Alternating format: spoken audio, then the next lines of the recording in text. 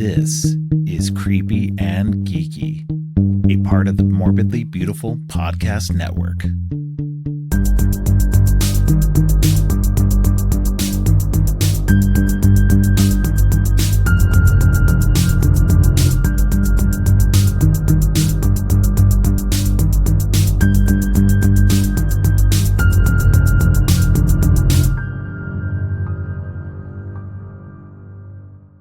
Welcome to Creepy and Geeky. I'm your host, Robert, and on today's episode, we'll be talking about the Wes Craven movies New Nightmare and Scream with Alice Boyd Leslie. But first, it's time to talk to Donna. How are you, Donna? I'm doing pretty good, Robert. How are you doing? I'm doing okay. I say I'm doing pretty good. I had a weird week. One of my eldest kids had to go to the ER, and Yeah. it's been a whirlwind, and then having to work and keep focused while I'm thinking about, is he doing okay? Is he better? That kind of Yeah. thing. Yeah. I don't have any little ones, guys. They're all adults, but they still Yeah. are my kids, so I have to worry. Yeah. Um, Same. but but other than that, it's been really good. And I actually went to the movies for once, so I can talk Yeah. to you about something for once. Yeah. We actually both went to the same movie, not the same same time or the actual same theater or anything like No, that. but Because that we would have don't. been fun That would have if we been fun. did. Yeah. But yeah, no, we both went and saw the same movie this week, which is awesome. So we can go ahead and start with that as well, because that was the only movie I went to the theater this week, and my whole week's been kind of consumed with Mad Max. Oh, nice. So of course I went and saw Furiosa on Of Thursday night, course. and I got to see it in IMAX though too. So that Ooh. was awesome. So, but you also got to see it for us just yesterday on Saturday. So Yeah, it was a lot of fun. And it was really fun for us because there was only maybe 5 people in the theater. what? Oh my God. I know. I felt bad. I was like, okay, this is not cool. I expected this to be packed, but it It's was a not lot of doing fun. well. No. Movies this year aren't doing well. There's like a few that have done pretty good, but like some of the big like summer movies have not done well. Fall Guy hasn't done well, and it's already on VOD, Yeah, I which is saw crazy. that. Now, and they pushed it early to VOD as well.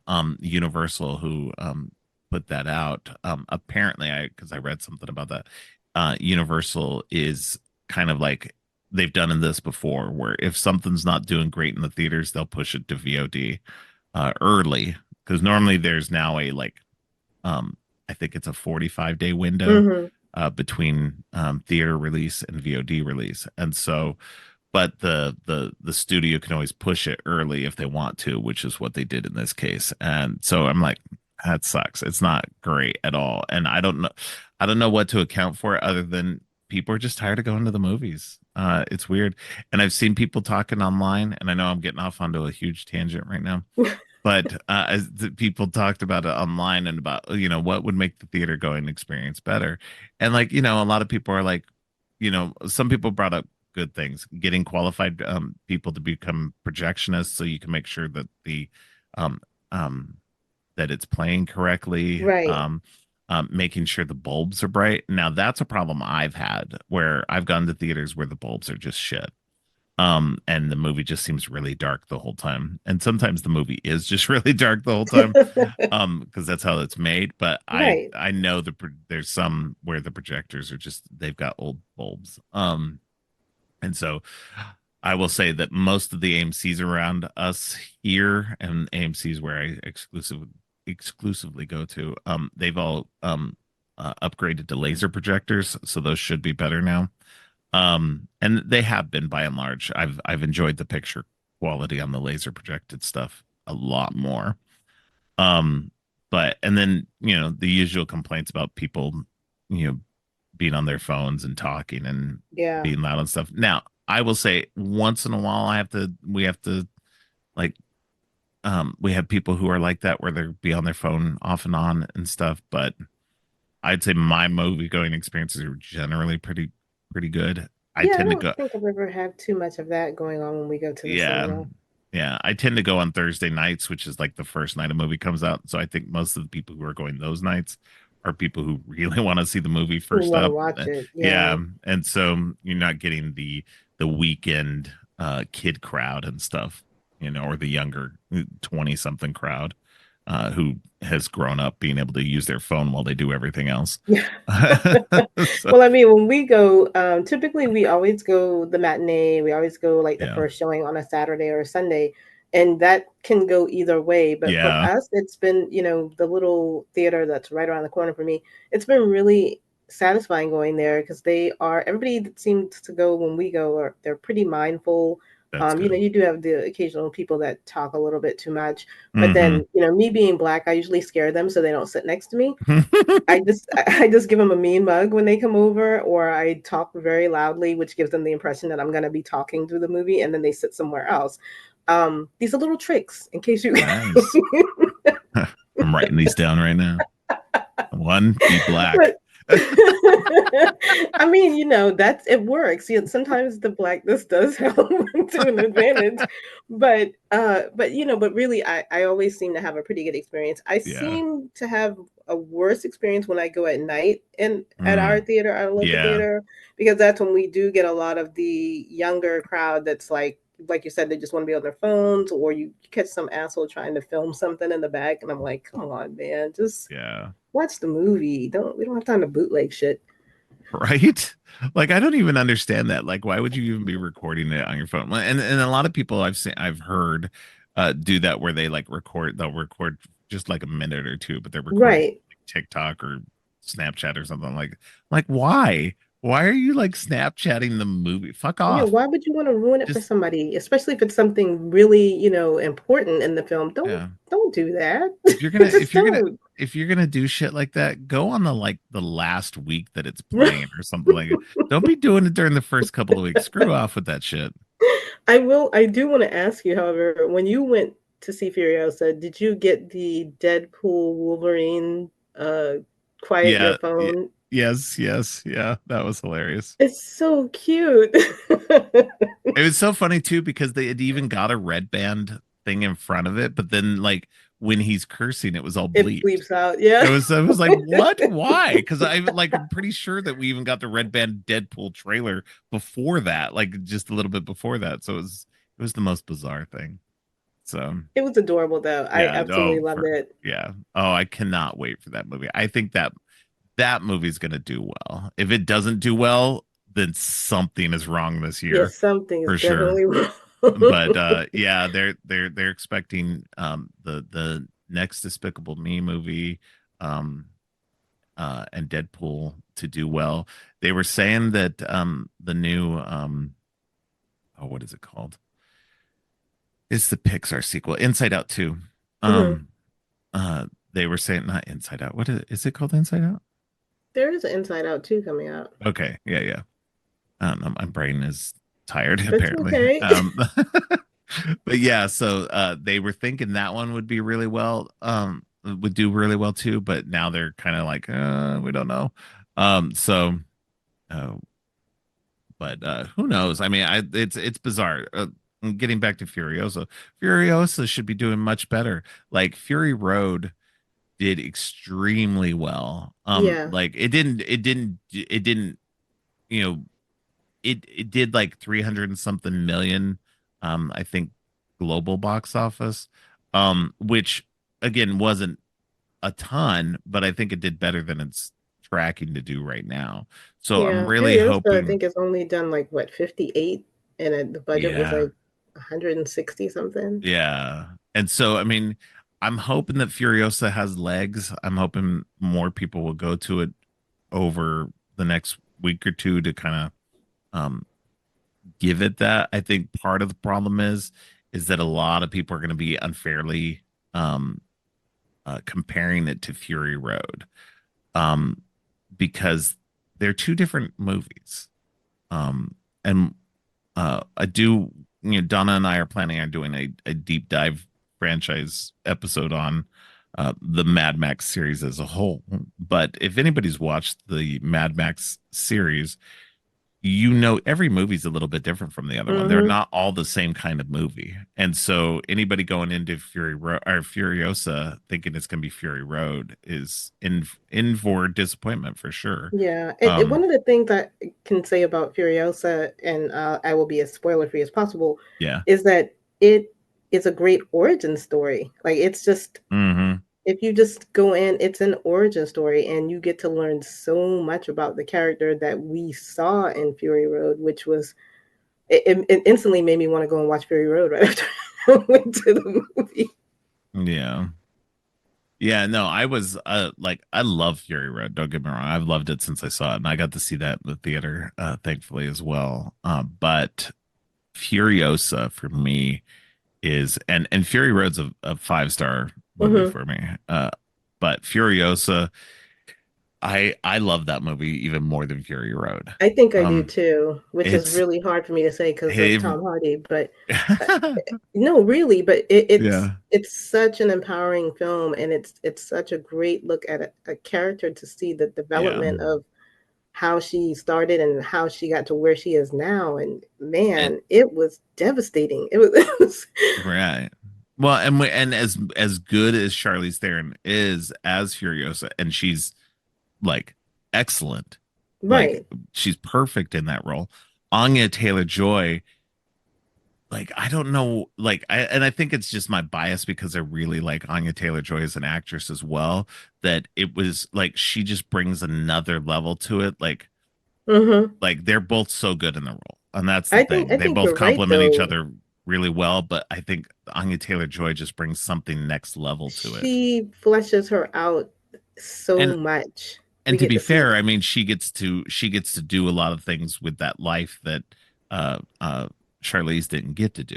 Right. So, um, but because with Fury Road, it's a one day in the life of Hmm. Furiosa, whereas with Furiosa, it's We get to see years. years. Yep. So yeah, it's a fantastic movie. I can't even I like without spoiling anything. Yeah.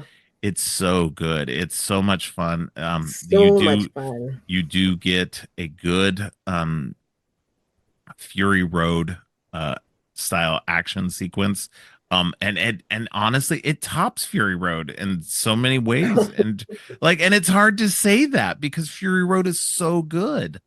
Um, and that's what I'm saying. Like even like so I part of this last week of being like absorbed into all the Mad Max stuff was I Right. watched all the movies, but I also listened to the audiobook of Blood, Sweat, and Chrome, which is the making of Fury Road, and knowing just how much work and effort and everything went into Fury Road, you get an even better appreciation for that movie and what was put into it and what then has been put into Furiosa. Because that's the thing, though, the making of Fury Road isn't just about getting Fury Road made; it's about getting Furiosa made in a lot of ways Hmm. too. It really Um, is. because Furiosa was actually written at the same time as Fury Road because it was the necessary backstory they needed to understand that character. And actually, the script for Furiosa they gave to Charlize to understand her character's backstory and to give her that depth that she didn't have. Because Max, he's got his backstory. That Right. he had Yeah. 3 other movies before Right. that. Um, but so yeah, so it's interesting to see that. And there's stuff that without getting too deep into it because I do Hmm. want to talk about it later, but there's stuff in Furiosa that was intended for Fury Road, but they couldn't stick into Fury Road because they already had so much going on. So there's some neat little things that having listened to the audiobook, I was like, oh, okay. Well, when watching the movie, I nudged my daughter and was like, that was supposed to be in Fury Road. And then she's like, I don't care. I'm trying to watch this movie. I mean, it's such a compelling story. Like you Yeah. said, it's a lot of fun. Uh, we got one of the most hilarious bad guys in I Dementus. love Dementis. He's so good. Chris Hemsworth is on a next level as well. He It's like really is. it's so good. I Um, loved him as Dementis. and then I know I will just leave it here. I'm not going to say anything spoiler wise until we actually go into it. But Yeah. I know you caught the Evil Dead stuff. Oh my God. There were okay. So I caught two. Was that all you caught? I caught two. Okay, good. All right. We'll talk off air Yeah, we'll and talk. compare notes. But yeah, if you get a chance, guys, definitely go see this in the theaters. Yeah. It's and IMAX would probably be best. I did not see Yes. it in IMAX, but it's a beautiful film. The stunt work is crazy and off the chain. Yeah.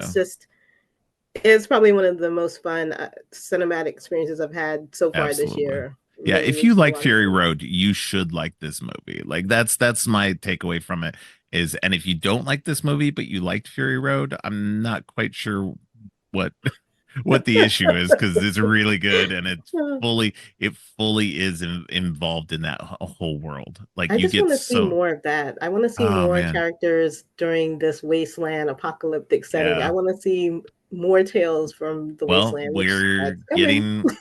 getting one more at least. I know. Mad Max the Wasteland. So It's so and it's great. I hope he yeah. makes a lot more before. I mean, he's already a septuagenarian. I'm so He's impressed with him. he's gonna turn 80 this year. So Jesus. like that's I believe 80 this year, 80 next year. Like that's what's crazy. Is he made two of these Mad Max movies in his 70s. So that's how It's insane that is. outstanding. I love it. Yeah, and arguably and you know, people can say what they want to say, but I'm going to put it out there. These are the two best Mad Max movies. So the fact that he made the two best Mad Max movies in his 70s says a whole hell of a lot about him as a filmmaker. It really does. So okay, yeah. So he turns 80 next year in 25. So yeah. Uh but yeah, so two of these movies he made in his 70s. That's insanity. So but yeah.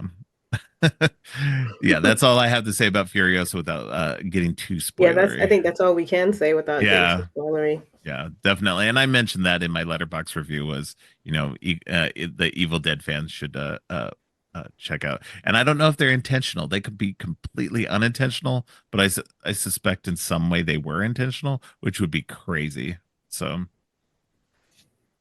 but yeah. All right. So what is your other thing you have this week for us? Um, Actually, I just was excited to see the Beetlejuice trailer. That was Oh yeah, interesting this week. Have you watched it already? Have you seen I the did. trailer? Yeah, yeah. What are your thoughts on it? I mean, I absolutely loved it, and I'm excited. I think I'm more excited because they have Monica Bellucci in this movie. Right. Because I really Well, want to see her. well, she is dating Tim Burton, and Tim Burton is very well known for I putting his know, lady loves into his of movies. course, of the So moment, whoever he's yeah, dating yeah, at the whichever time. one of the moment it is. I don't begrudge him, you know. I mean, I like again, like if, but he's and I'll go back and this is something I mentioned before on a previous episode is that he's doing a good job at doing that compared to other directors who put their wives more front and center when they may or may not be the best choice for that. Rob Zombie. Um, yeah. Um, but people like Burton or Flanagan, who put their wives in everything they make, but they put them either in the foreground or background depending on the Right. role.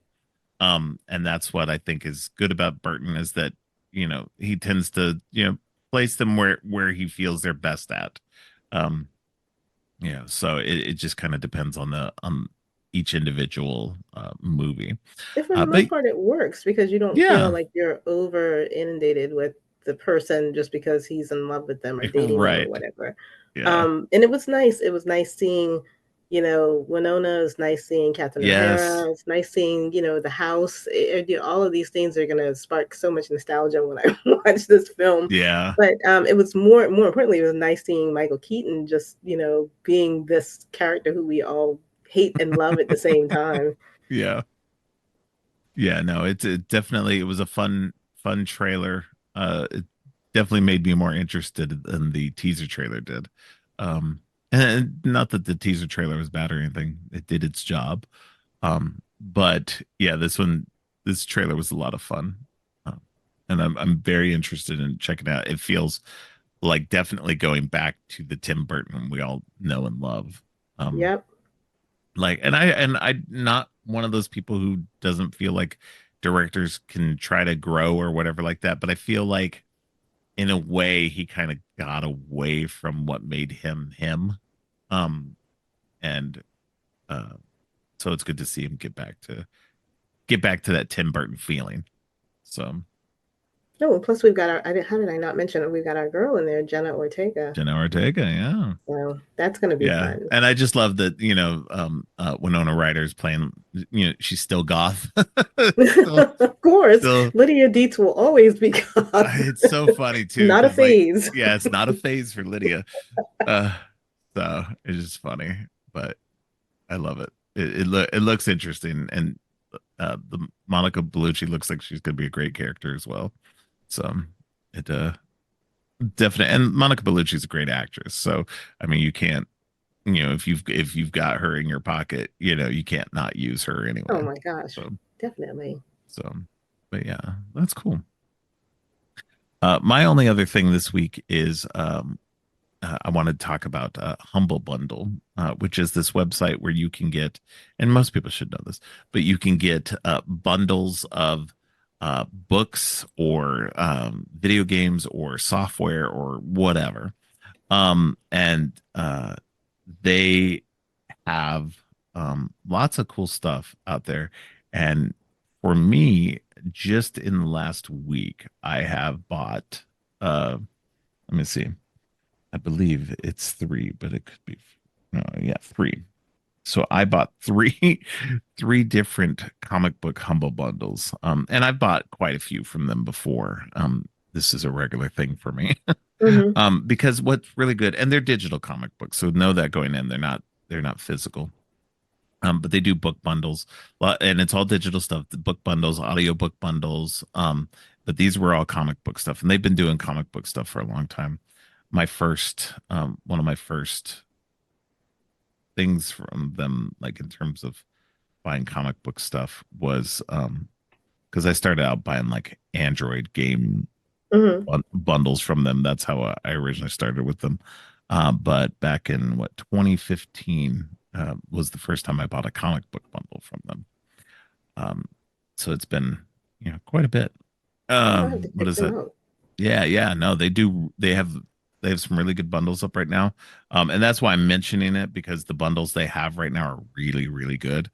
Um, the first one that I bought this last week what is the Mike Mignola's BPRD by Dark Horse Comics. BPRD is the the agency that Hellboy works for in the Hellboy comic books. Hmm. And um, so this bundle also this bundle is great because it's got all the BPRD, the mainline BPRD comic books in the trade paperback formats. But it's also got as an add-on to that bundle, it's got the previous Hellboy bundle, which gives you all the mainline Hellboy comics plus a few individual issues and stuff. Oh So there's wow. a lot. Yeah. So for only like so if you've already bought that Hellboy bundle, which I already did, you can get just the BPRD stuff for $18. But if you want to get the Hellboy stuff, you haven't already gotten it for $30, for only $12 more, you get all of the Hellboy stuff as well. So it's like most of the main storyline for Hellboy and the BPRD, um, just in these just in this full bundle for $30. So and it's a fantastic bundle, and I that's Yeah. that's the big one that I think everybody should be checking out because I'm a huge Hellboy fan, and it's a great deal.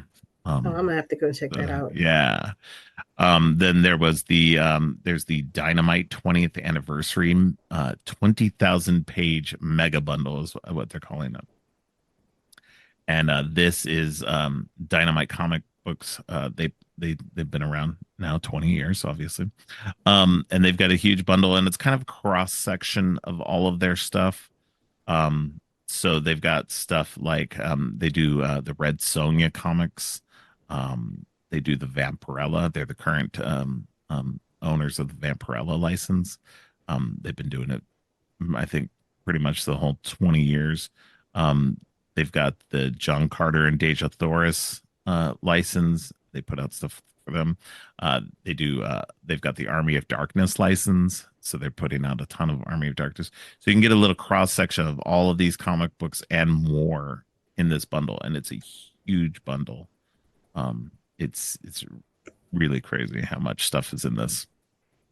Um, I have a feeling if I go there, I'm gonna spend a lot of money. well, the Just from what interest. you're telling me. So that first bundle was only $18 for the BPRD stuff, 30 if you want to get the Hellboy stuff. And I do suggest that. This 20th anniversary bundle is only $20 also. Um, so it's and you get a ton of good stuff. I mean, it's ridiculous how much stuff you get in this bundle. Um, and then So that's the thing. If you're interested in Vampirella, Red Sonja, Army of Darkness, any of that kind of stuff, and they've got a lot of other stuff. They got some Tarzan comics, just all kinds of weird stuff in there. It's like good weird stuff. That it's a really good bundle to get, and uh, the BPRD comic books are available only in PDF format, which is good because PDF's pretty universal. And then the what's it called? The Dynamite stuff is available in multiple different formats: PDF, EPUB, and CBZ, which is a comic book. It's basically a zip folder, but it's a specialized zip folder that comic book readers can use. But again, PDF is pretty universal if you don't want to go that route. The last bundle that I want to talk about just came out yesterday, and this one is Teenage Mutant Ninja Turtles um, from IDW. So it's the most current Teenage Mutant Ninja Turtles comic book run Hmm. that's just ended, I guess, with issue 150. This collection that they just put out has the different IDW collections, which gets you up to issue 124, plus a bunch of side issues. Somebody I saw online said it's something like 300 issues. I don't know if that's Damn. exact. Yeah, I don't know if that's exact, but it's definitely got to be over 200. Plus, it also contains the Teenage Mutant Ninja Turtles: The Last Ronin, which is like a future storyline where only one of the turtles is still alive. Um, but so it's a fantastic collection. This one is a little bit different though. Most comic book collections come through and they're usually PDF and CBZ formats, so they're DRM free, and you can use them on whatever devices you want. The Teenage Mutant Ninja Turtle stuff is only so you get a code to put through for this website slash app called Kobo. It's just an e-reader app. So you're locked into that e-reader, which isn't bad. I've downloaded it and it actually works exactly like any other good e-reader does. Right. So and it's available on Android and Apple. So whatever device you might have, it works for any of that stuff, including Fire tablets, because that's what I have.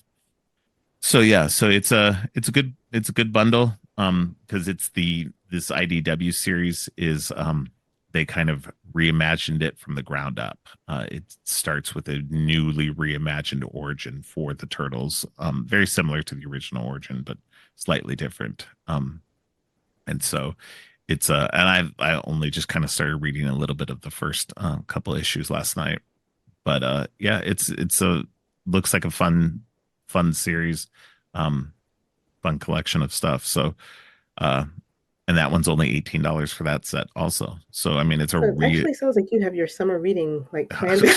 I got years of reading. I still have bundles I haven't read because like this is the crazy thing because like I love Humble Bundle because they do these really good collections. Right.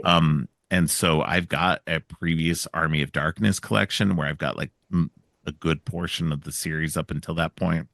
Um, like a couple of years ago, they started doing um, they put out some really excellent bundles, which were the Kieran Gillen and Jamie McKelvey bundle, which had the entire Wicked and Divine series, which is really excellent. Um, there was an Ed Brubaker collection, which includes all of his like not all, but a good portion of his career on work with Sean Phillips, Criminal, a couple of the Reckless books which had just come out. I know you Um, snatched that up. oh, that was a no-brainer and a half right there. Like I love their work together, and I was like on top of that as quick as possible. Um, and then the Terry Moore bundle, which was all of his work, all of the Strangers in Paradise and everything. Just for that alone, it's worth it. But then in 2022, it was the 30th anniversary of Image Comics, and they put out three separate bundles, um, which encompassed the 90s, the 2000s, and the 2010s. And through that, you got at everything up to date on Spawn, on Savage Dragon, on Witchblade, and The Darkness, plus multiple other series, including Saga and Sex Criminals, and like a whole bunch of other random, like really cool collections of stuff. What is it? I Hate Fairyland. There was so many cool books that came out through those bundles. So you got to keep your eye out on that stuff for sure. If you're definitely a comic book reader and you don't mind reading digitally, Humble Bundle's definitely the way to go.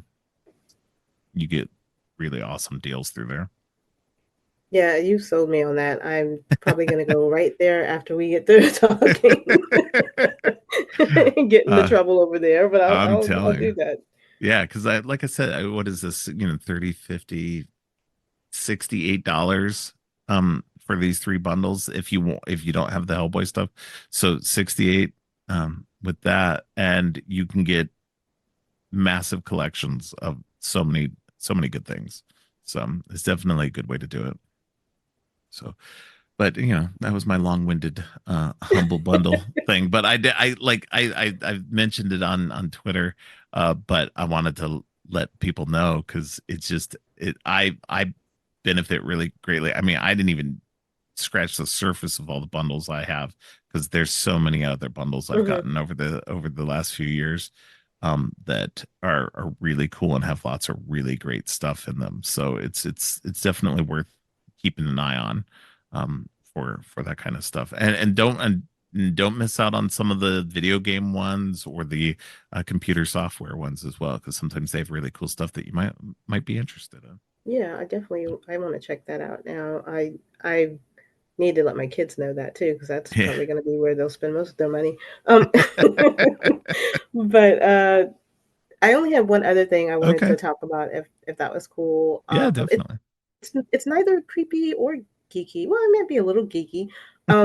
So they have announced the new Knives Out mystery title. Oh, I saw that. Yeah. So Wake Up Dead Man.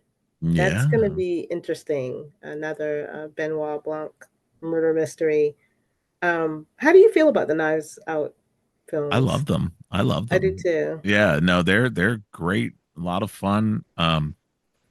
I love a good mystery movie, and Brian Johnson's done like great. I want a physical release though. I hate like the I the only know problem I have with it is just that they're on Netflix, and Netflix has not put a release out they for will Glass not put Onion. out the releases So, he's like, I have a feeling that whatever deals they make with people, they need to like start factoring in these physical media like aspect of physical it. media aspects. Yeah, kind of start putting those into their contracts that Yeah, they because it get some really kind does of suck. thing for it.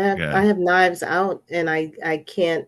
I have to stream The Glass Onion if I want to Yeah. watch it. And I'm like you. I grew up watching Agatha Christie murder mysteries with my mom, and all of these mystery shows, Columbo. I mean, literally, you name them, I've probably seen them. So I'm delighted beyond belief to see another one of these because Daniel Craig plays this role so well, and it's always so much Hmm. fun to see the ensemble cast and to see who's going to be the person getting murdered and how he figures everything out. And clearly, Ryan Johnson is a fan of those as well, and probably grew Hmm. up around the same type of stuff that we did. But this is interesting. The font that they used for it, the title, it's already got me kind of swirling, and I'm like, I can't Yeah. wait till they announce the cast of this because I know it's going to Oh, be phenomenal. yeah. Like, yeah, no, it should definitely be. fantastic. Like the last one on Glass Onion, I was kind of like, really that cast? That's kind of a weird. It's a weird cast, but then But it like it oddly worked. worked. Yeah, it Yeah, worked so well, and I was just like, all right, well, I'm gonna trust in him because like he's a two for two for me right now.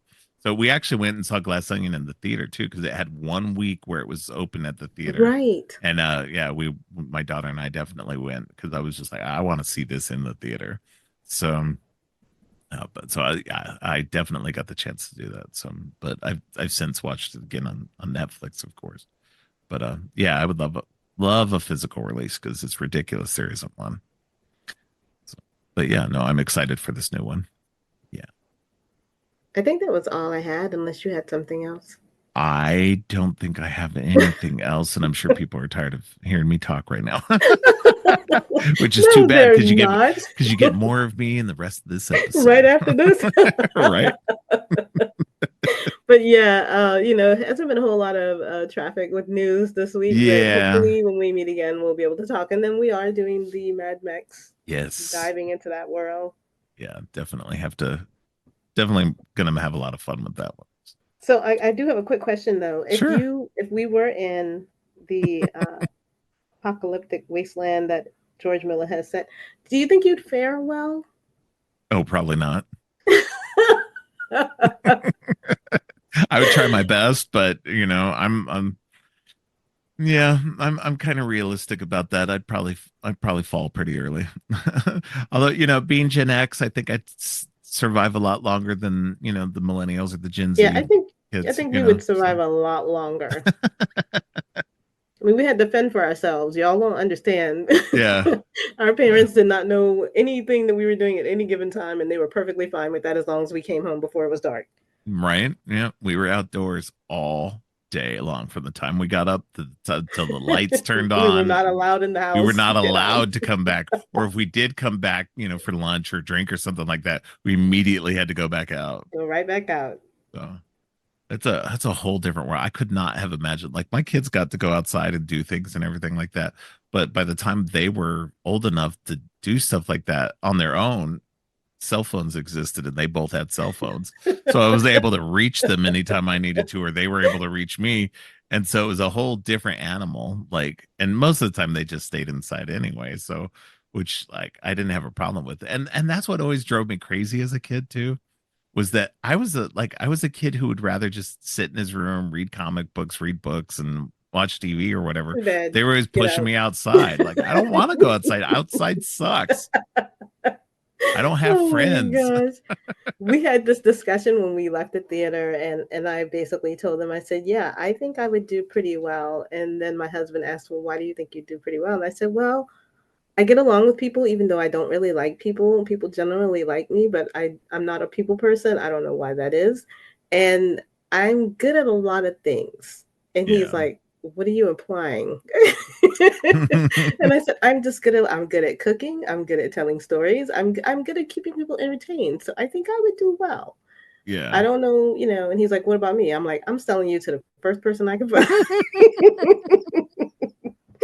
So it was just a funny question, just to, Yeah. I once again, we would fare better than most millennials. I can Yeah. definitely assure you that. But, And yeah. you know, Yeah. Yeah. I mean, I feel like I'd probably be one of like, the mass just waiting outside for the water for, from a Morton Joe. I don't think I'd be one of the war boys, but but you never oh my know. Like, goodness. hard times call for hard people. So, Hey man, put you through a lot of changes. You might you yeah, might yeah. surprise I might yourself. I might learn how to fix a car after all. I mean, plus I know how to shoot guns. I would make myself very useful. There I you think I go. would survive very well. Donna would Donna would quickly become an imperator. I would in a heartbeat. I'm not shaving my locks though. They can forget that. But I mean, it might be crucial. I might need to just for survival. Yeah, Anyway, that was it. That's all I got. I just wanted to throw that out there, and I'm very much looking forward to having that Mad Max discussion with you in the world absolutely. of George Miller. Yeah, definitely. I'm very excited to talk about that. So, all right. Well, I appreciate you coming back on as always. Yeah, it's always fun. I Yeah, love having our weekly chats. me too. it's a lot of fun to just sit down and talk about whatever weird random stuff we've been up to. So it's a lot of fun. All right. Well, thank you. And we'll see you again very soon. All Stay right. creepy.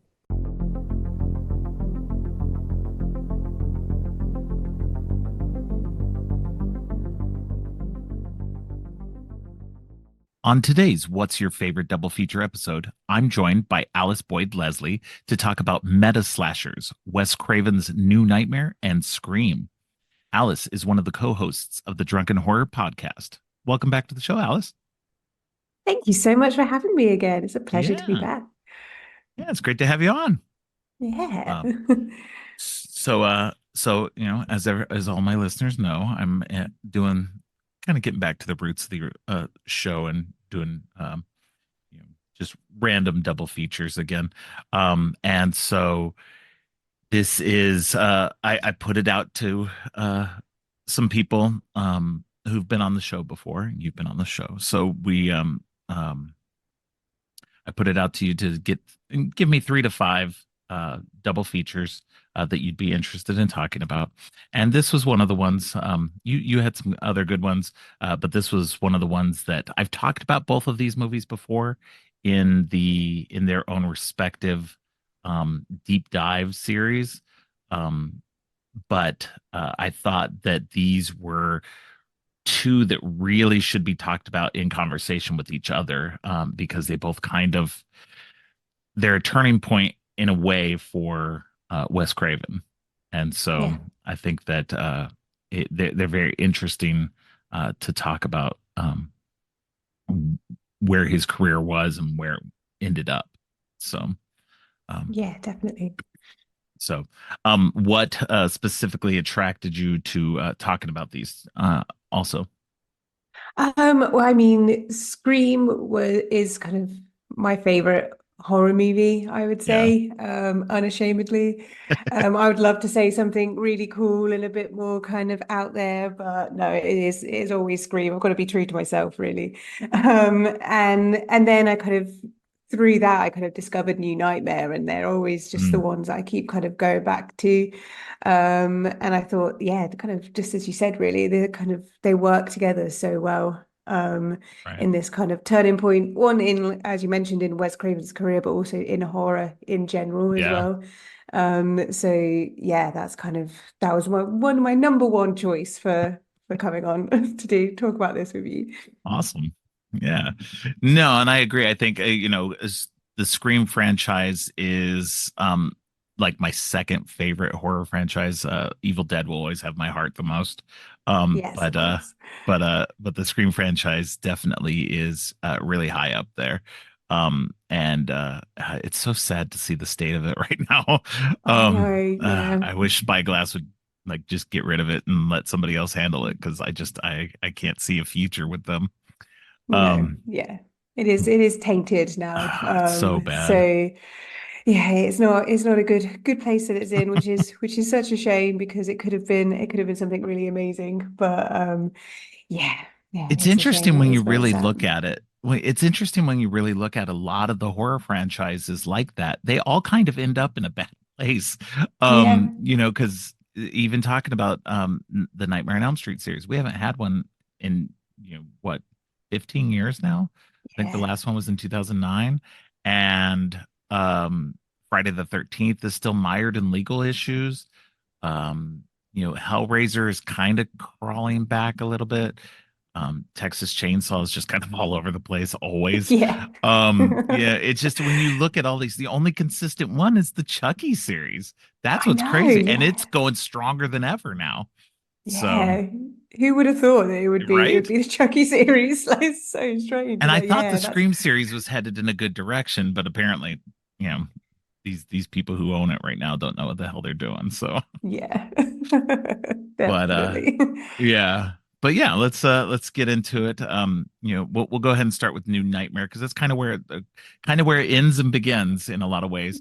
New Definitely. Nightmare was the last of the well, not even the last. It's kind of it's interesting. After Freddy's dead, New Line didn't want to do any more Freddy's. They were just like, we're done, killed him off. we don't want to do anything more. Although they were still kind of working on the side of trying to get the Freddy versus Jason movie made, which, again, was like mired in way too many complications for a long time. Yeah. But Wes Craven had actually been trying to get this idea for New Nightmare done for a long time. It was actually his original idea for Nightmare on Elm Street 3 before he ended up doing Dream Warriors, before he wrote Dream Warriors.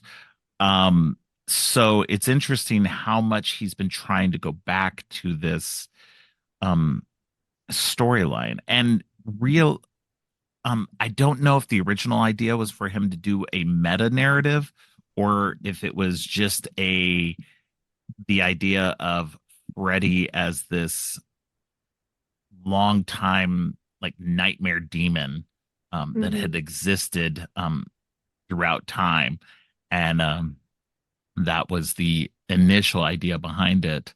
But then I guess he brought it up to Robert Shea at New Line, and uh, he grabbed it, and it's I honestly I hadn't seen it until recently. I'd never watched it until not too long ago from my previous episode on it, and I love it. It's probably after the first one is probably my favorite of the whole franchise. Yeah. So Yeah, definitely. I think it's like number three for me. I think Dream Warriors comes second. First one will always be number one, but right, yeah, I did. We spoke about the third one quite recently, and it is my kind of my perfect mashup of that kind of 80s kind of yeah, like Rat Pack movie, like a bit like the Goonies, but it's horror. yeah, So oh yeah, definitely, but yeah, this one is, I mean, it gets to a point with the Freddie BBs where it's not really difficult to compare, them all because they get very silly yeah. and very ridiculous. But yeah, it is great, this movie. And I'm not sure if it would have worked at the kind of like at the third I movie. don't think it I would think have. like the world wasn't ready for it, I don't think. Right, I think Freddie needed to get a bit silly and get a bit comical for us to like not find him scary anymore. And then we kind of get thrown in with New Nightmare where we're like, oh, okay. right, Yeah, he's back to being kind of like badass and like terrifying. So right. yeah, I think it was a good Yeah. time for New Nightmare to come out. Well, and it's interesting too, because I don't think New Nightmare did gangbusters or anything like that. I don't think it did very like super well at the box office. Mm, And so it was kind of like, and I think that's, a large part where they were just like, okay, this didn't do that well. I don't think people were ready for the meta narrative. yeah. Um, give it 2 more years and then they were ready for it.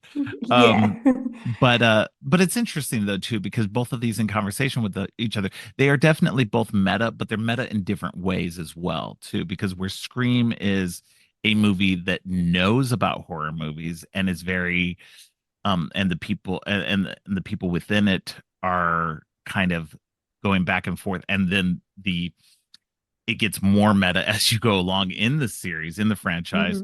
Mhm.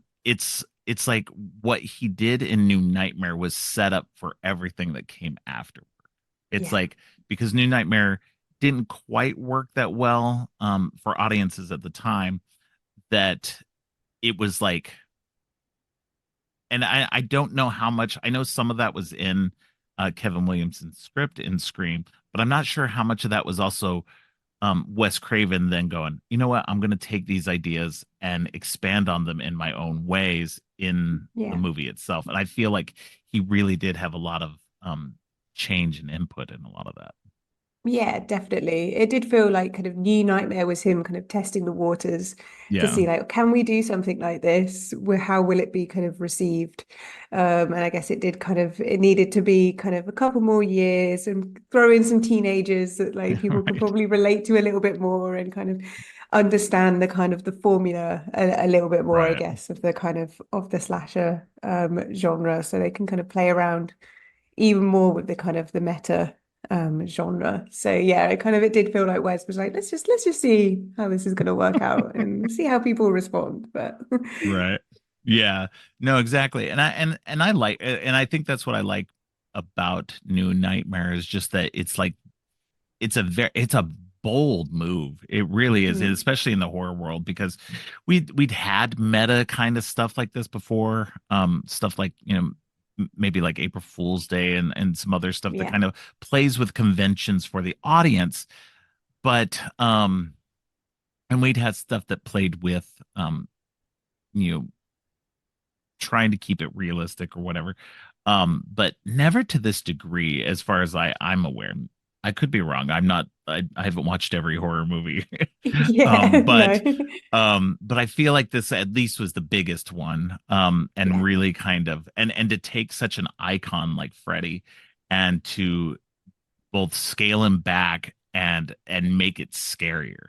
yeah, Because yeah, by this point he'd become a cartoon. He'd become a yeah, caricature of himself. And that was definitely not what Wes wanted. Wes was like he kept trying to pull him back to the scary, and they kept trying to push him into the funny. And I get it. It was working for them. I mean, literally, an R-rated slasher franchise was a huge phenomenon. You had kids running around everywhere with their own claw gloves and yeah. masks and everything. And you're just like, this is crazy. Like when you look back at it, you're just like, why were people allowing this? I know, yeah. Yeah, when It's you because do it kind was of the strip it 80s. back. Well, exactly, yeah. But it is strange because when you do strip it back, it's like this is about a man who is a pedophile who kills children, Right. like, and and got killed and got murdered by the parents of those children. And there's Oh, just kids running around being like, "Yeah, Freddy," and got the little action figures and it's dressing like crazy. him. Like, what's happening? It's But so bizarre for a yeah, franchise, especially in an era of stranger danger and everything that was going on in the 80s too. It's so funny mhm. that this this kind of character was the one that like everybody loved. And I think it's because, when you look at the other big slashers of the time, you have Freddy and or not, you have Jason and Michael. They're Yeah. silent. They don't talk. Hmm. And so you got one that's being silly and goofy and making all kinds of jokes and everything that appeals. I mean, it makes sense, even though I would argue that the latter movies, 4, 5, and 6, were kind of, objectively terrible. So, Yes, yeah. they just went way downhill as the series went. So I would say 1, 2, and 3 are pretty solid. And Yeah, then 4, 5, and 6 just kind of and then we get back to New Nightmare and we kind of yeah. redeem ourselves there at the end. Yeah, Um, definitely. but it's interesting to put it in that context, but like because again, by 94, slashers were dead. Like it's Hmm. like nobody was watching slashers anymore. Horror films in general were kind of it was a hit miss genre at that point. You Yeah, had some good standouts, but by and large, nothing was really firing. yeah, Um, yeah. and And so at that it's point as well, sorry to interrupt. no, At go that ahead. point as well, the kind of it was more kind of they were known as thrillers, the kind of Yeah. the good Yeah. horrors, right? They Yeah. were kind of like we'll call them a thriller, like Silence of the Lambs. Yeah. It's a horror movie, but they're like, no, it's a thriller, like because it's won awards, so it's a thriller. Yeah. And so during the 90s, all the good horror movies were known as thrillers. Yeah. And because people were sick of slasher movies because they were just like thrown down Yeah. your throat in the 80s. So and they were just getting ridiculous. And I think people were bored of how Hmm. predictable it all was. So yeah, it was a kind of at a dull point for horror in the kind of Yeah. early 90s, definitely. Well, and it's just between all the Nightmare on Elm Streets that happened and all the Jasons, like there was a new Friday the 13th movie like pretty much every year from 1980 to 1989. Yeah. And Yeah. so it skipped one year. It was crazy. But um it's it's funny to look back on that era and it definitely the 80s were like the big boom for horror in general and because of the VHS boom we all Yeah. obviously had a lot of direct to videos like stuff as well. So it's an interesting era to put this in context, and you also have to put in Wes Craven's career at the time as well, Yeah. because after I would say after 1984, Nightmare on Elm Street, his career was kind of didn't do super well. I don't think he had any major hits after that. And he was making stuff like Shocker and The People Under the Stairs. Yeah. Nothing was terrible. I wouldn't say any of his movies are necessarily terrible, but they're definitely not to that level of what Nightmare on Elm Street was. Yeah, Um, definitely. and so, by 94, he's probably looking for one, he's looking for a good hit. Um, Hmm. and so he's just like, well, let me go back to try. Let me try one more time to do this Freddy story. I've tried to do it before, Yeah. and they wouldn't let me do it. Let me try it one more time. Now that Freddy's dead, let's make something new. Um, and yeah, it's just it's a fun because not only is it interesting because of that, but it's also interesting because of how much they pull in from real life as well at that point. Yeah. Because the story's about Heather Langenkamp, who played Nancy in the first one and in the third one. And so they they're bringing her back in to do a new Nightmare on Elm Street movie because Wes is having bad dreams again, and he feels like it's Freddy trying to push against the borders of reality again. And he'd been trapped inside the screen all this time as Freddy, and so that's kind of the like the outside narrative of it all. But it's interesting because at the time, Heather Langenkamp was having issues with somebody stalking her and Hmm. making obscene phone calls. Her husband was a special effects guy, or is a special effects guy still. Um, and so they kind of pull a lot of this into the movie, and it was interesting how much of this she was willing to like actually be okay with pulling into it and being like, because I would think that the nature of like having to deal that stress of having to deal with somebody calling you like that, like I Yeah. don't know that I'd want to be reliving that on screen and then having that be a part of my filmography for the rest of my life. So Yeah, definitely. it's an interesting period for all of them. Yeah, yeah. And I think it's like it's good that they did that because it makes it feel like Hmm. a bit more real as well. Like Oh it yeah. feels like, oh yeah, like maybe Freddy could come through and could All like right. could come and go. You never know. Yeah, just kind of it adds to the reality of it all. Oh yeah. Yeah, it's a good kind of road to go down, I think, with it.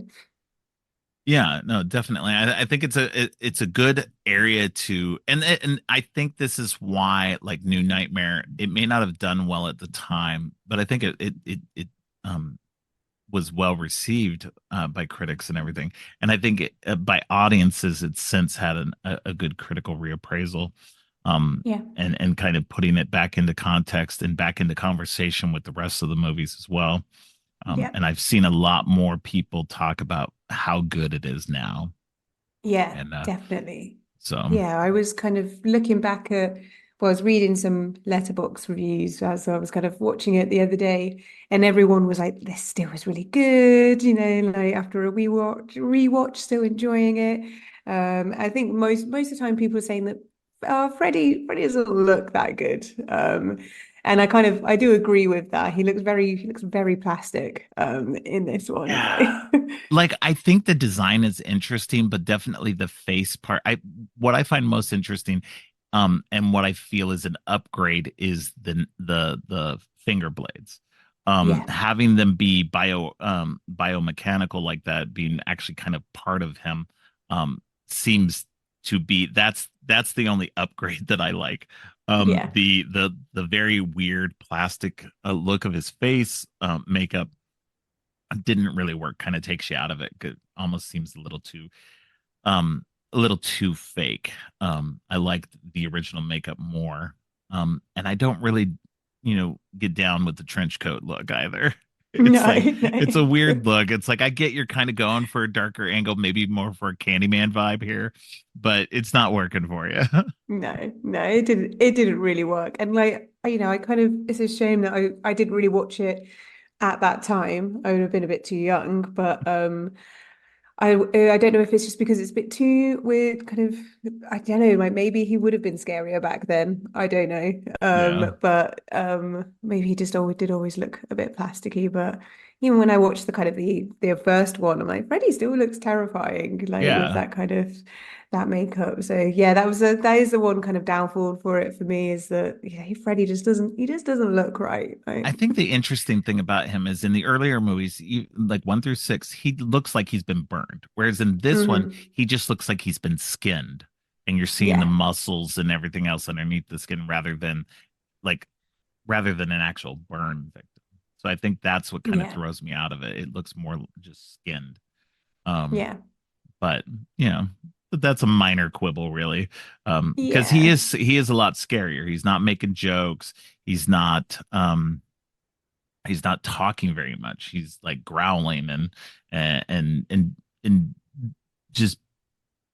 But again, here's another thing that I find fascinating about the Nightmare on Elm Street series is that for all that Freddy's in them, he's really not in the movies all that much.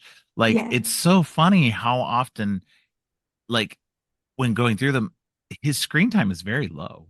Yeah.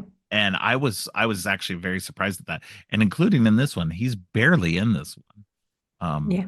So it's I did love seeing him out of makeup, Robert Englund just playing his character. The Yeah. implication that at some point during the movie that Freddy killed him, but we never get a resolution to that either. So Yeah. it's a little weird. He just disappears and never comes back. Yeah, Um, they were probably like, oh, the technicality of trying to figure that out. We're just like, yeah, no, we'll just do it off screen. Like, I would have loved to have seen a version that shows Freddie and Robert Englund at the same time. That would have been great. That would have been that would have a fun been, yeah. sequence.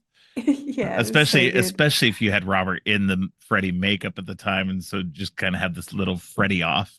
So Yeah. Yeah, that would have been really good. Yeah, and I think what I like kind of Robert England being in this and all the other kind of characters that you kind of notice or remember from the kind of the other movies kind of in the background or whatever, or the right, different like references as well. You're like, "Oh, yeah, have you seen the franchise like a couple of times?" You're like, yeah, that's from that, and they made that yeah, little reference like that's fun. That must have been like just really good fun kind of uh, writing it, like Wes writing it, being like, okay, yeah, let's add this bit in, like, for the fans, like. yeah. No, it would have been great. Like, and that's what's fun about it too, is like you never get a franchise kind of referencing itself. Yeah. Rarely do you get those callbacks or anything like that without it seeming a little too cheesy. And so, Mhm. it worked really well with this movie.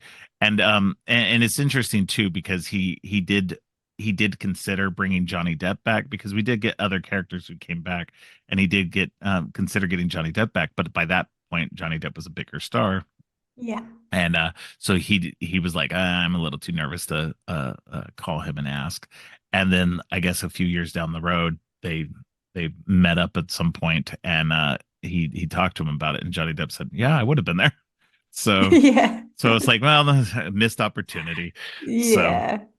Yeah, I but kind of, I mean, I guess it depends on the person really, but as that movie kind of made Johnny Depp yeah, kind of launch his career. So I would have thought, yeah, I'll go along and make a little cameo, yeah. so say my bit. But yeah, But I I know guess there's it, a lot of people who they start out in horror and they just kind of go away from it and they never look back. They're just like, oh, yeah, that was a small little blip on my radar. I don't want to ever like they don't embrace that their beginnings. And it's always unfortunate too, because I always really, really appreciate the people who have been involved in horror, maybe went away, but they've come back and they've always really embraced it.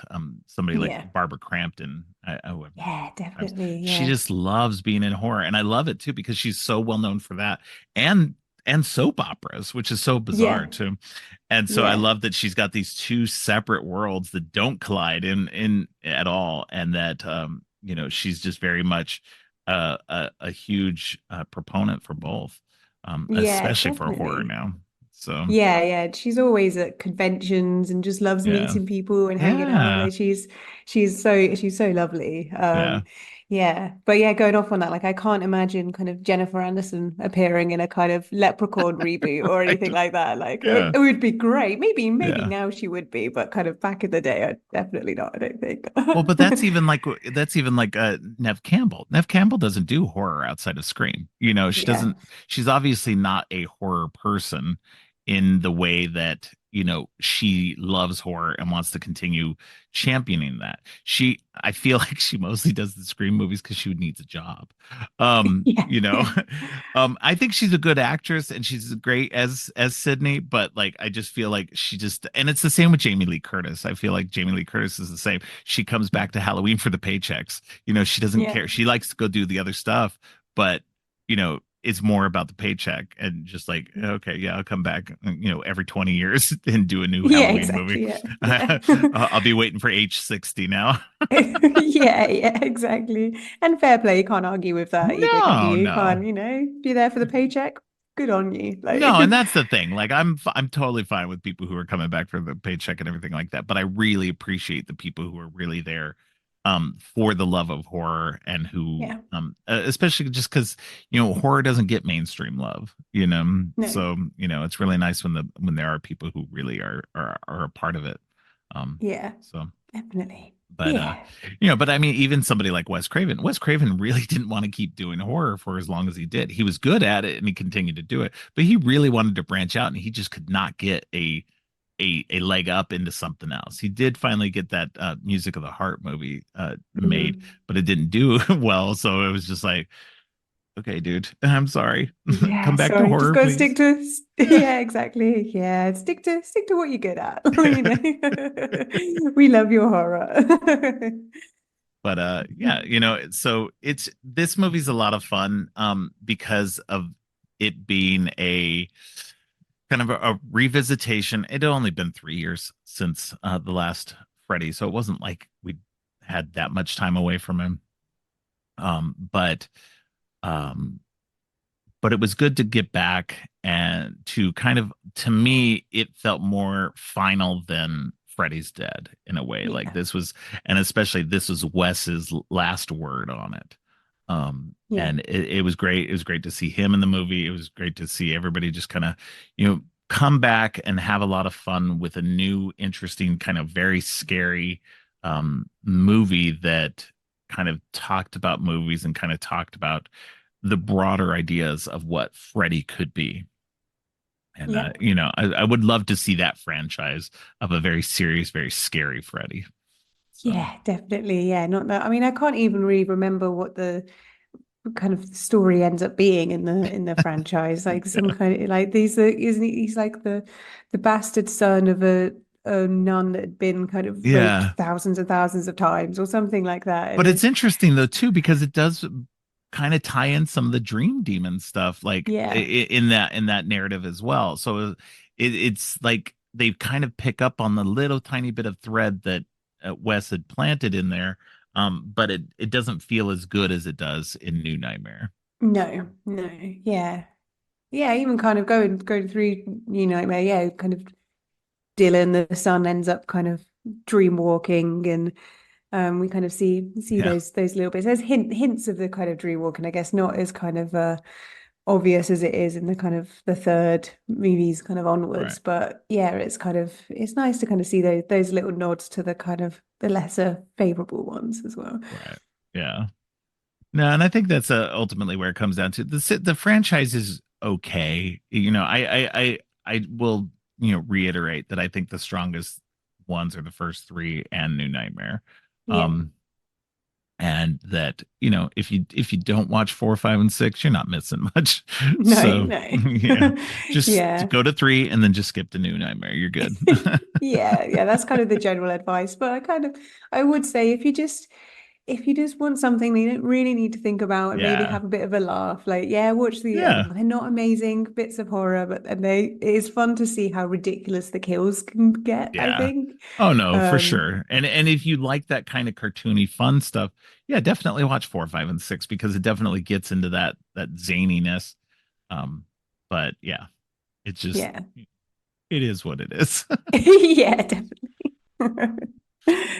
Well, that being said, let's go ahead and jump into Scream. So, Yes. in between New Nightmare and Scream, he did make the very terrible Vampire in Brooklyn. Um, so which was, you know, it it could have been a good movie. I don't like it's so funny to see because I think he wanted to make a comedy, but I believe, and I could be wrong, but I believe he, like, Eddie Murphy was trying to make something a little more serious. And so they were both, or vice versa, and they were kind of like fighting each other on tone. And so yeah, I think that one didn't work out. So I'm glad that by 96 he's back, he's stronger than ever. He's taken Yes. everything he learned from New Nightmare and everything else before and made arguably one of the best slashers of all time and definitely the best slasher of the 90s. Yeah. Um, and he made Scream along with Kevin Williamson, who definitely does not get enough praise these days, anyway, for his work on the franchise. I never hear people really talking about Kevin Williamson. Back when it came out, he was huge in Yeah. terms of like his contribution to it because it was like a his script was a big deal. So it's definitely everybody knows Scream. Yeah. We got a Yeah. bunch of teenagers. It's a slasher. Get the introduction of Ghostface. Comedy. It's like it hits the right balance for everything as well. Just like it's amazing how well it ends up working. Yeah, definitely. Yeah, because it's, it has got everything. It's got the kind of horror. I think it still kind of holds up in the kind of the violence and the kind of the tension and the scariness of it. Mm-hmm. And also the comedy still hits really well as well. Like I think that there's nothing really bar the kind of odd maybe 90s slang word that isn't Yeah. really used as much today. I think that the comedy still holds up really well. It's just kind of, yeah, it is this kind of timeless piece that still works even in 2024. Yeah. No, I agree. And I think it's interesting that they go on to, and as much as, like I said before, as much as this is meta in a way where it speaks to a world that's lived in, um, where they understand the conventions and the tropes of horror movies, and Yeah. that's actually being used against them by the killers, or the killer, as we only know. That it's but as the franchise goes along, it gets more and more self-referential Yeah. in itself, much like New Nightmare was for the Nightmare on Elm Street series. And so it's interesting to kind of because by the second movie, we get this movie within a movie. We get the Stab franchise that comes out that's Yeah. becomes a major part of the narrative itself, which I find fascinating about how all of that works and how big of a franchise it is in terms of the Hmm. world and everything is like actually based on true events. Like I don't think like in the real world, I don't think any like real true slasher like franchise would ever be that huge based on a recent like murder spree. I think it just people would find it to be an extremely poor taste and it would Yeah. just die at the box office. Yeah. So it's interesting to watch these movies and to see this franchise, at least in the beginning, flourish and then die off. Like most, slasher franchises. Yeah. um, Yeah. but this first one just doesn't it doesn't have that yet. But I like that that's kind of where it ends up going. Yeah. Yeah, definitely. It's kind of, and again, like we kind of said previously, it kind of we know the tropes of the kind of slasher movie, and as how franchises kind of work out, we know how each kind of movie goes, the second one and the third one, and it's great that they kind of play into that as well. So it gives the kind of and the audience a kind of chance to play along with all the characters as Yeah. well. Yeah, I think that's what works really well. Like I love the Scream franchise. I think it is. I think it's up there, as we've kind of said in my kind of my top three. Because of that as well. It's kind of from studying film as well. It kind of helps as well. Me like kind of have that enjoyment of like, okay, yeah, like I know all these little bits, and yeah, it's just it works so well. It's kind of a great idea to kind of for Wes to kind of have. Right. And kind of bring, yeah, like we kind of said, bring back that kind of bring the slasher back to life again. Because I love a slasher movie. Like Yeah. I know they're not everyone's favorite, but yeah, I they're always my kind of my go-to is almost like my comfort horror is a slasher movie. So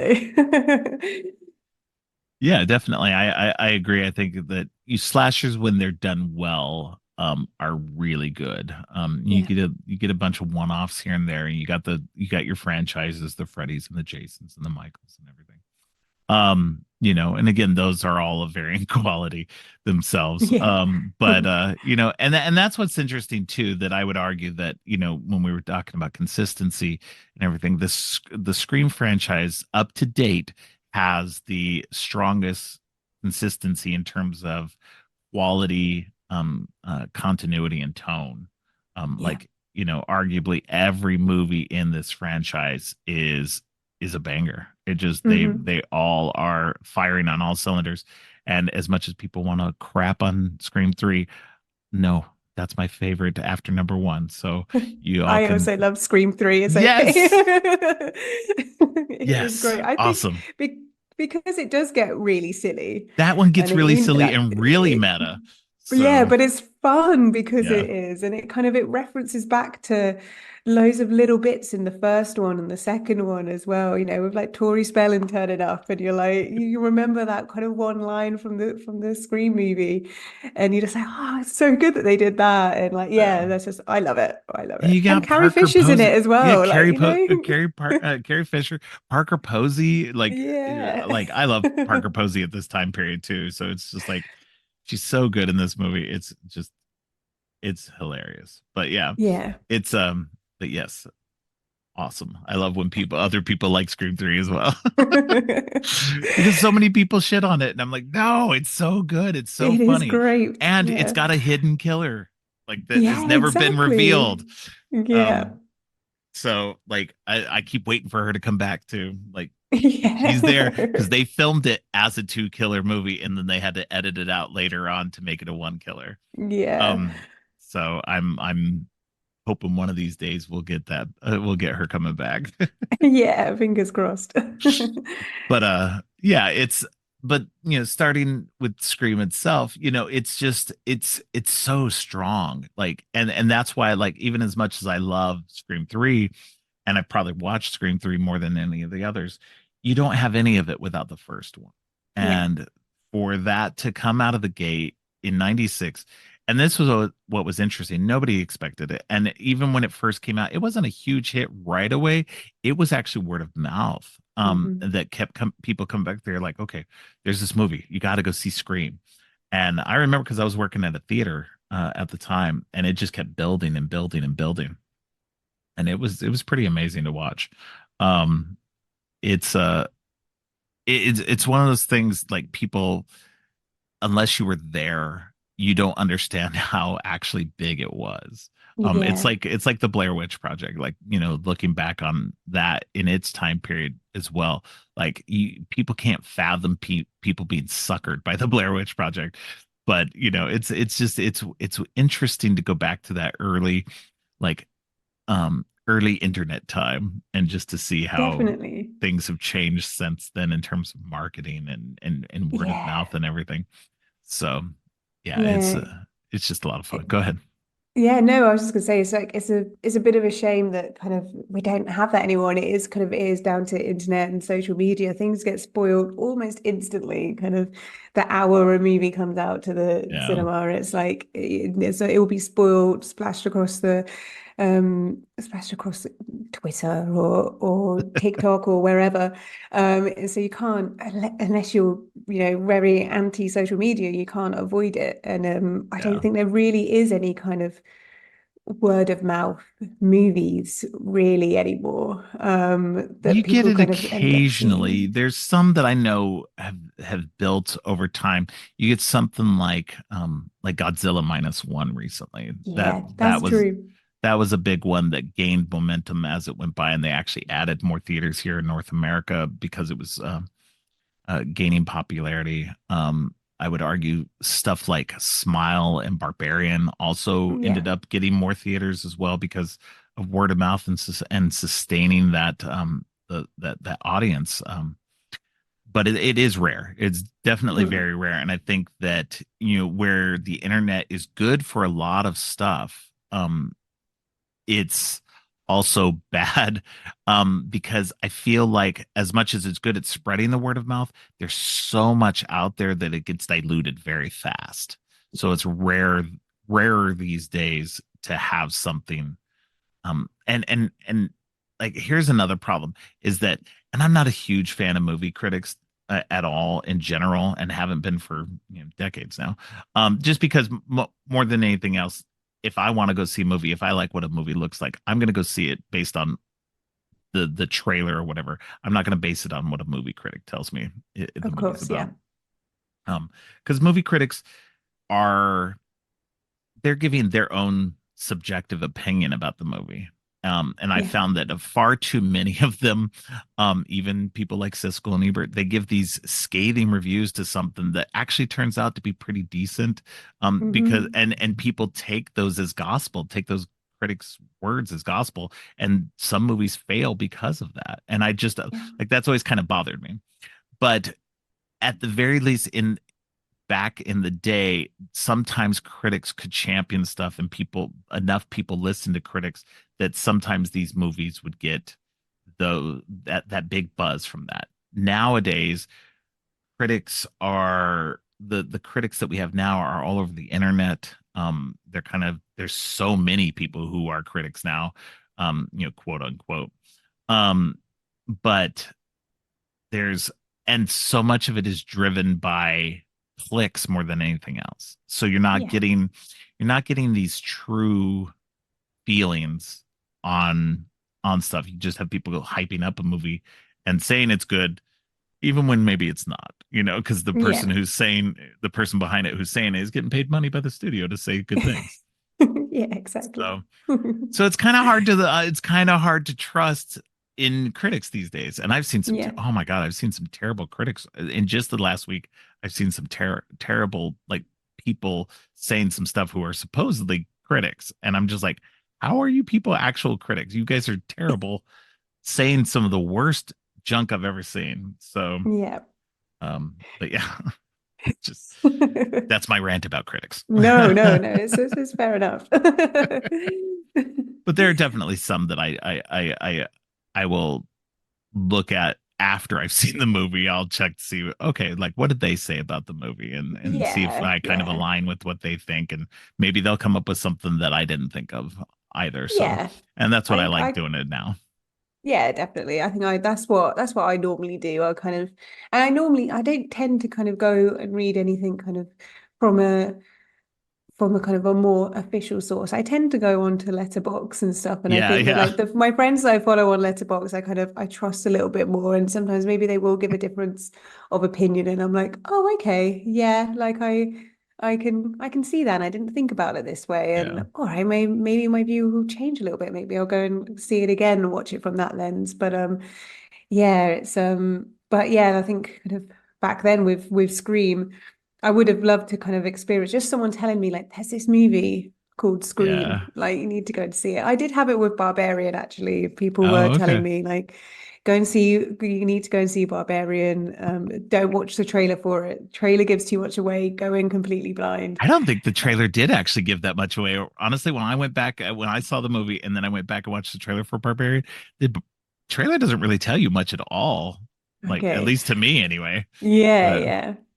but But I did go in kind of completely blind. And I think that's yeah, what you had a bit more back then. You would just kind of look at a cinema listing and be like, oh, okay, yeah, that sounds good. Read a kind of a brief kind of synopsis and then go and see it. So yeah, it would have been great to experience kind of oh yeah, Scream for the first time on the big screen with a kind of with the kind of the 90s audience.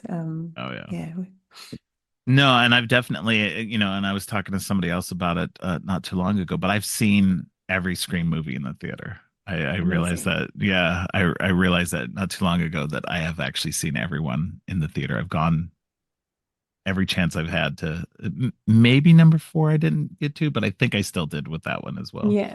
Um, but yeah, it's I don't know, it's just something about this franchise just works so well for me. And then and that's what's just so frustrating with them, like, now like having issues with it. It's just, can we please get back on track? Can we get like, and I know Spyglass isn't going to give it up at all because they think they're going to see dollar signs no matter what.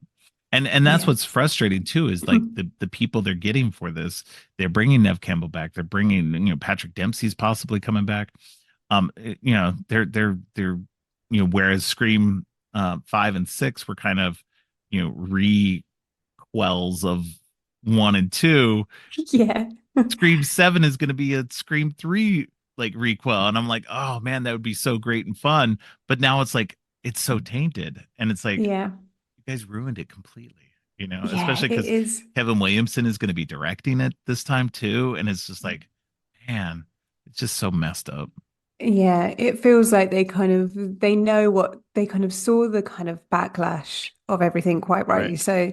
And we're like, well, we still want it to happen, so let's do everything we can to make Right. these Scream fans go and watch it and go against and try and make them go against their kind of their moral judgment, which is an awful thing to do, It really. really Like, is.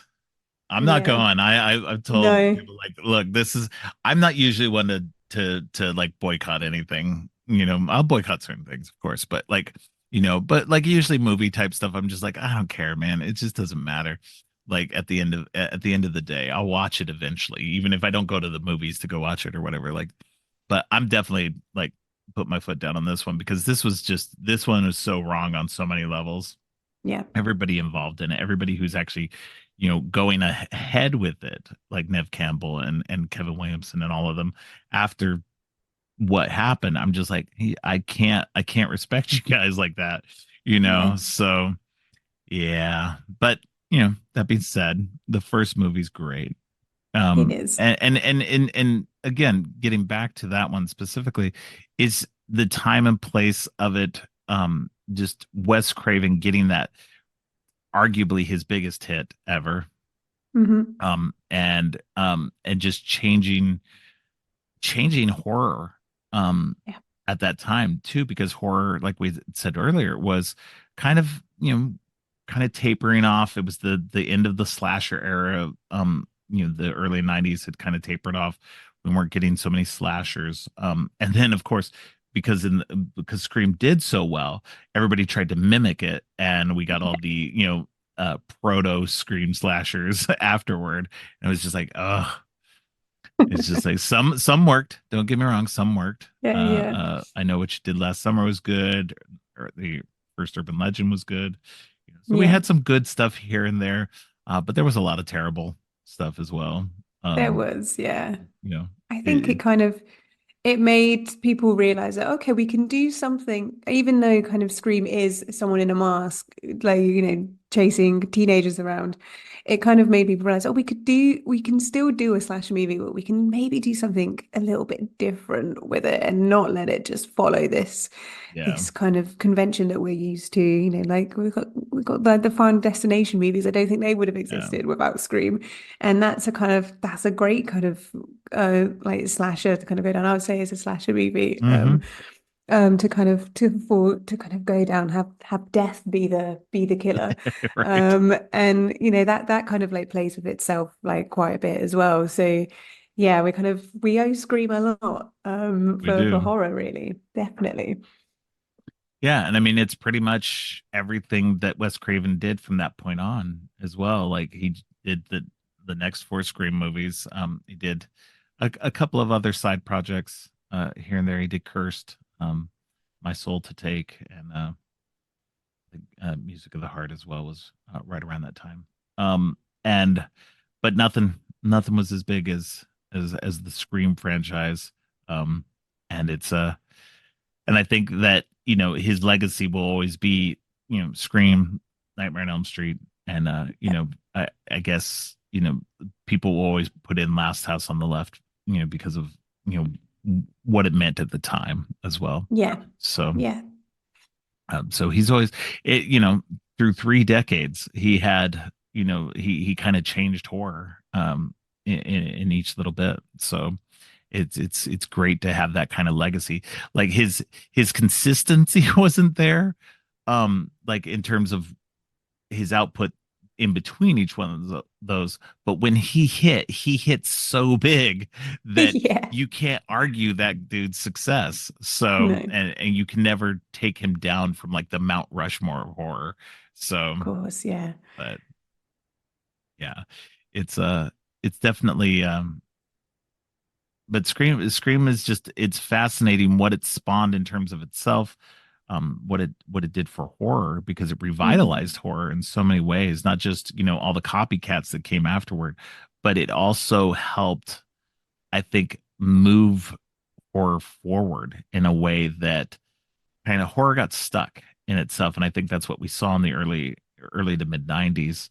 Um, it didn't know where to go. Yeah.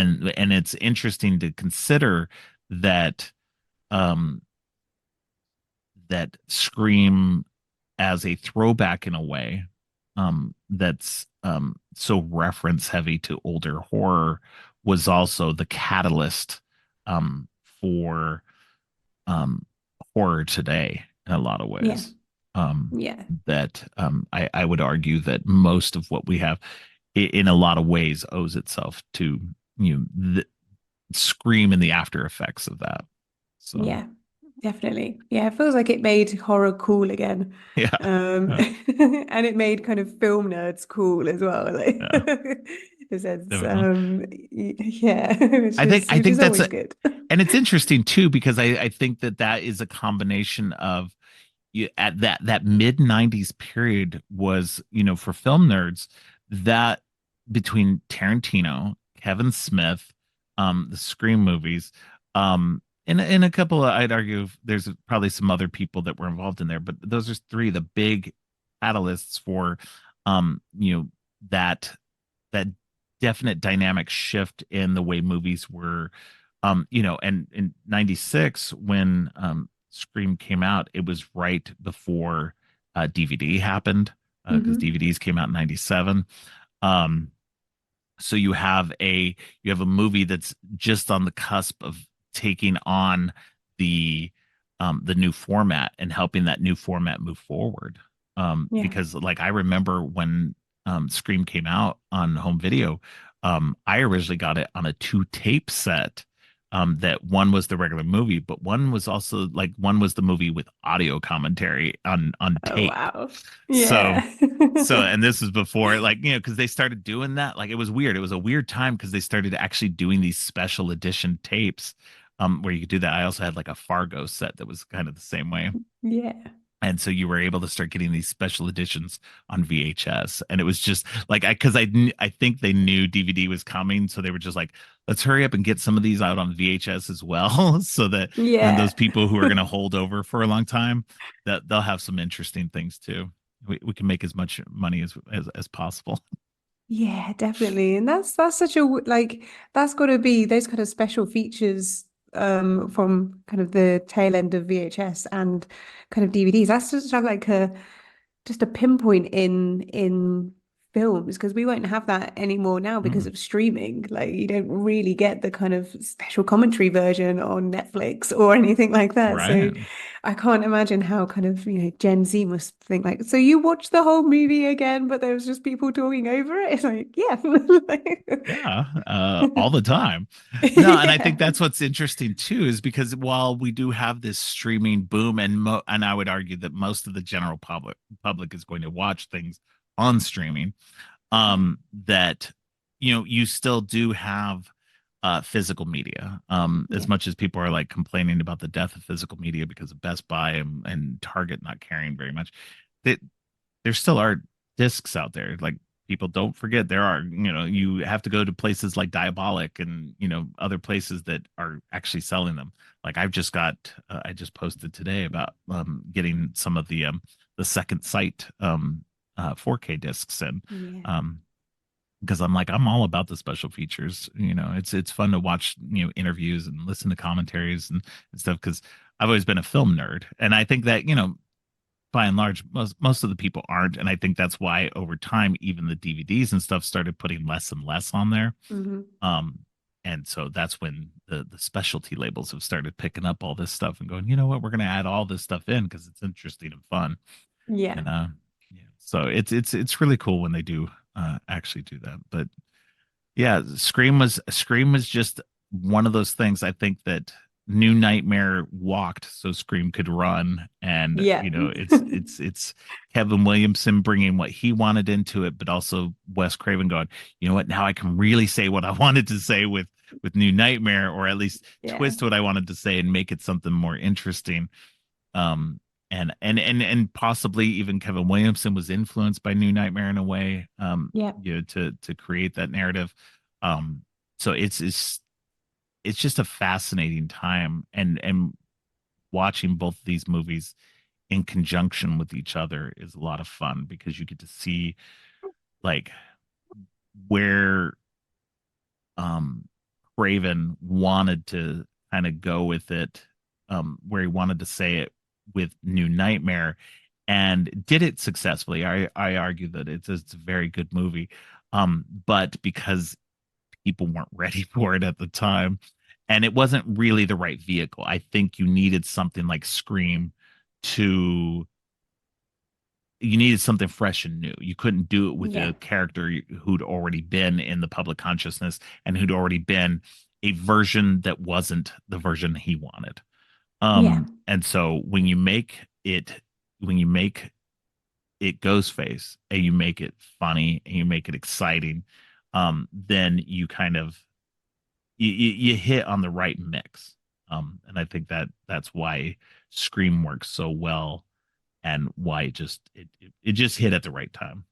Yeah. Um, Yeah, definitely. And I think that kind of having a reveal of who the killer is at the end of kind of every movie as well helps people kind of go, yeah, I want to go on and see if I can figure out who it is kind yeah, of beforehand. And they have that kind of that added excitement to it once we kind of obviously we know the formula from Scream and kind of yeah, Scream 2. People are like, all right, okay, yeah, let's go again. Who's the killer going to be this time? Because they're both dead. So like, it's not going to yeah, be like the kind of the Michaels and the Jasons where it yeah. just somehow keeps getting brought to Right. life in more and more obscure ways.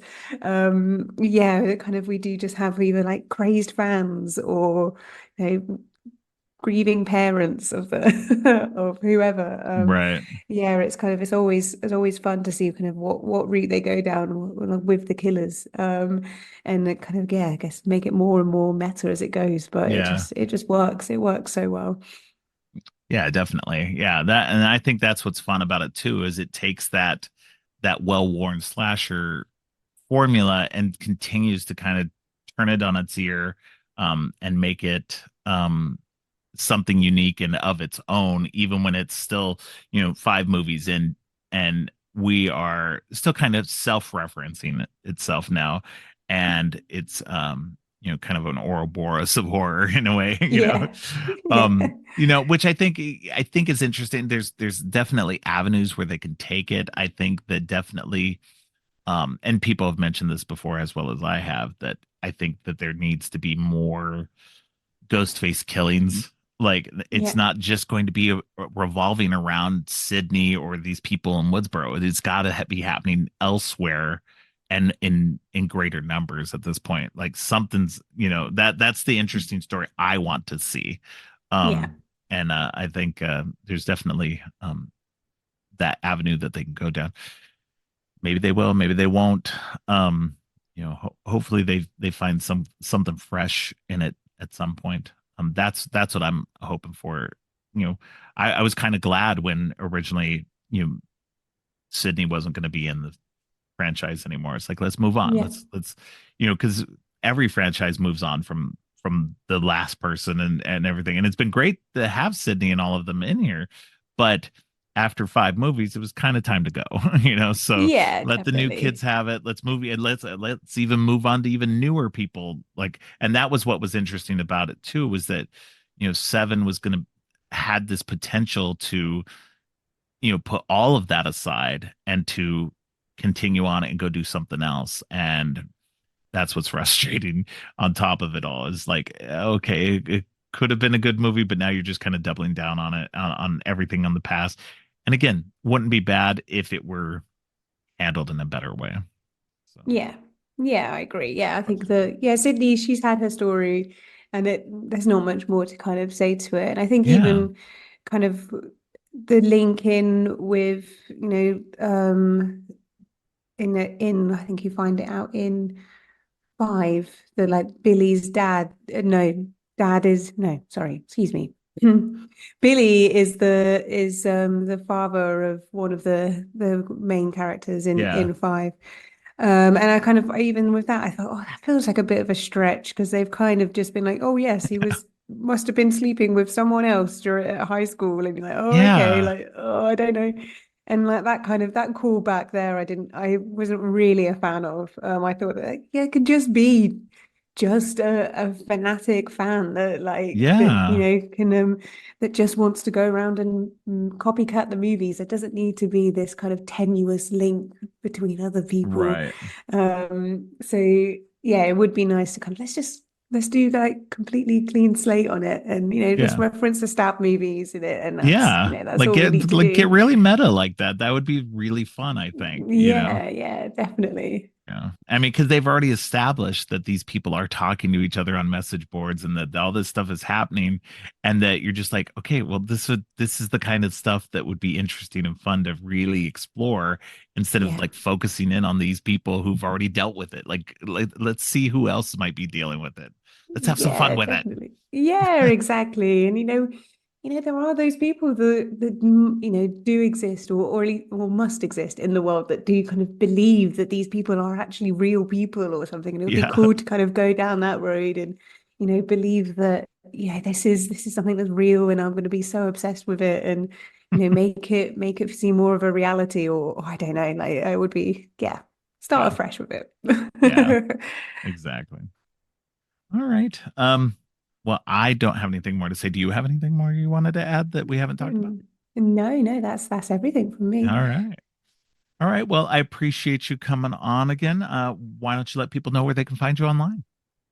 Lovely. Thank you so much for having me back. It's been great.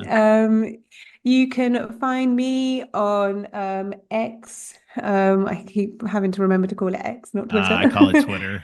Yeah, it's still gonna be Twitter, isn't it? Yeah. At A Boyd Leslie. And you can also find my podcast, Drunken Horror. We basically do something very similar to yourself. Just we drink alcohol during it. So we just talk about horror movies and have a bit to drink. Sometimes it can go very west and sometimes we can be very sensible. So it's always fun to see which way around it goes. So you can find us there on Instagram and Twitter/X at Drunken Horror and have a look at what we've got coming up. We've got lots of fun. Awesome. Yeah, definitely. All right. Well, thank you very much again. And I'll definitely be getting you on again sometime soon. Yeah, it'll be lovely. Thank you. All right. Thanks again to Alice for joining me. Next week, Violet Hammond returns to the show to talk about Thor, Love and Thunder. Thanks for listening. Creepy and Geeky is a part of the Morbidly Beautiful podcast network. Please check out morbidlybeautiful.com/podcasts for more great shows. If you like what you've heard, please consider giving the show 5 stars and a review on Apple Podcasts and Spotify. Also, please share the podcast on social media to help spread the word. Make sure to subscribe on your favorite podcast app or at creepyandgeeky.com. Music for the podcast is Gratitude, composed by Harper Smith. You can follow the podcast on social media at Creepy and Geeky on both Twitter and Instagram. If you'd like to follow me, I'm Geek Thulu on Twitter and geek.thulu on Instagram. You can support the podcast by ordering teas and more on TeePublic or by donating to the coffee page. All of the links are in the show notes. Finally, don't forget, stay creepy.